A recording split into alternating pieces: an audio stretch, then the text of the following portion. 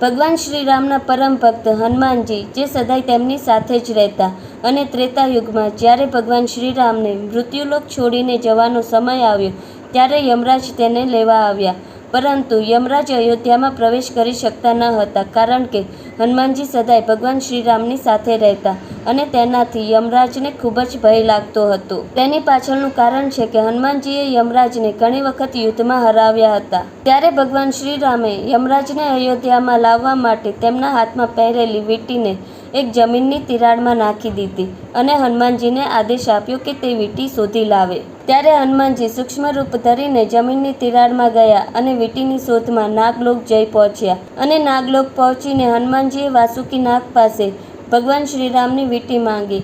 ત્યારે વાસુકી નાગ નાગલોકની વચ્ચે લઈ ગયા અને વીંટીનો ઢગલો બતાવ્યો. ત્યારે વાસુકી નાગે કહ્યું કે બધા કલ્પના 4 યુગમાંથી ભગવાન શ્રીરામ ત્રેતા યુગમાં અવતાર લે છે અને મૃત્યુલોક છોડીને જવા માટે એક વીંટી જમીનની તિરાડમાં ફેંકી દે છે, જેની શોધમાં હનુમાનજી દર વખતે આવે છે અને આ બધી જ વીંટી ભગવાન શ્રીરામની છે.